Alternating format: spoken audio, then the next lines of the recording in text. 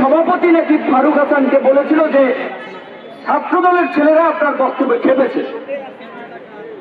ফারুক হাসান বক্তব্য শেষ করে এখান দিয়ে যাওয়ার পথে সেই শরীফ যেই ছেলেটি সে হাত ইশারা দিয়ে ডেকে আনলো আরো কয়েকজনকে এবং ফারুক হাসানের উপরে হিংস্র জন্তুর মতো যেমনি শিকার ধরে তেমনি হামলে পড়েছেন এবং তাকে বেধড়ক মারধর করে রক্তাক্ত করেছেন। সিনেমা স্টাইলে দৌড়ে দৌড়ে তাকে মেরেছেন। ঘটনাগুলো দেখেন যে আয়োজক সভাপতি বলেছিল যে ছাত্রদল নাকি তার বক্তব্য খেপেছে, অথচ ছাত্রদলের এখানে কোনো ধরনের সম্পৃক্ততা ছিল না, এই কর্মসূচিতেও ছাত্রদলের কিছু না। তাহলে আয়োজক সভাপতি কেন বলল? তাহলে তারা যে হামলা করবে এটি তাদের পূর্ব পরিকল্পিত এবং ছাত্রদলের উপরে ওরা দায় চাপাতে চেয়েছিল। ফারুক হাসান শুরুর দিকে যাচাই বাছাই না করতে পেরে হয়তো ভেবেছিল যে ওরা যেহেতু আয়োজক ওরা বলেছে এটা বোধহয় সত্য, কিন্তু পরবর্তীতে দেখা গেল ছাত্রদলের কোনো সম্পৃক্ততা নেই। রহস্যটি হচ্ছে এই একই প্রোগ্রামে আমাকেও দাওয়াত করেছিল, আমাদের সাধারণ সম্পাদক রাশিদ খানকেও দাওয়াত করেছিল। তাহলে আমরা যদি আসতাম এই দুজন, তাহলে হামলা কি হতো আমাদের উপরে হতো? আবার হামলা করেছে কারা? এই আন্দোলনে নাকি তারা আহত হয়েছে। এখন আন্দোলনে আহত হয়েছে নাকি অন্য কোনো অপকর্ম করতে গিয়ে আহত হয়েছে সেটি আমরা জানি না, কারণ এখন তো বিপ্লবের ঝান্ডাধারী অনেককে দেখা যায়, বিপ্লবের দোকানদার, বিপ্লবের দোকান। অথচ এই 5ই আগস্টের পূর্বে এই বৈভর সংগঠন এবং এই সমস্ত ব্যক্তি এদের খবর ছিল না।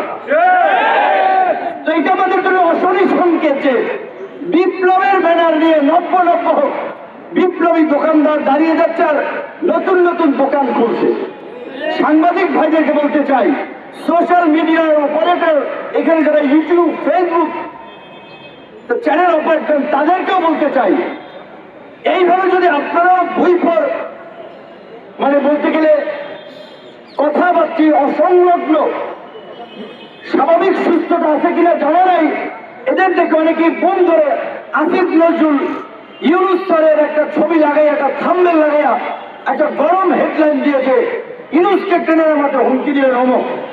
একই করলেন আসিফ নজরুল, বললেন ছাত্র নেতা, যুব নেতা, অমক তমক। এই ধরনের এই যে চটকদার হেডলাইন করা, এটা তো একটা কমন সেন্সের বিষয় যে এইগুলো এইভাবে প্রচার করা উচিত না। এবং এই যে জুলাই গণঅভ্যুত্থানের পরে এই বিপ্লবের দোকানদাররা অমক সাংবাদিককে হুমকি দিচ্ছে, অমক হাউসে হুমকি দিচ্ছে যে আপনার হাউস ফাঁসিবাদের দোষর, অমকে এই ছিল, আপনারা আমাদের নিউজ কভারেজ করেন না, আসেন, না হলে কিন্তু অমক হবে, তমক হবে। এমন কিছু বিশৃঙ্খলা হয়েছে। এই বিশৃঙ্খলা এবং উৎসাহী কর্মকাণ্ডে পরিষ্কার ভাবে আমাদের বিন্দুমাত্র সমর্থন নাই। আমরা বিনয়ের সাথে অনুরোধ করব, সাংবাদিকতার বাইরে একজন নাগরিক হিসেবে এই সমস্ত বৈফল ব্যক্তি এবং সংগঠনের কর্মকাণ্ডকে আপনারা উৎসাহিত করেন না। এখন আমার মূল বক্তব্যে যেটি আমাদের শঙ্কা, আজকে এইখানে ফারুক হাসানকে ছুরি দিয়ে এইখানে আঘাত করে কপাল কেটে গিয়েছে। ছুরি তারা কোত্থেকে নিয়ে আসলো? তাহলে তাদের হাতে ছুরি আগে থেকে ছিল। এখানে আমি কিংবা রাশেদ খান যদি থাকতাম, আমাদেরও তো পেটের মধ্যে একটা ছুরি চালিয়ে দিতে পারত।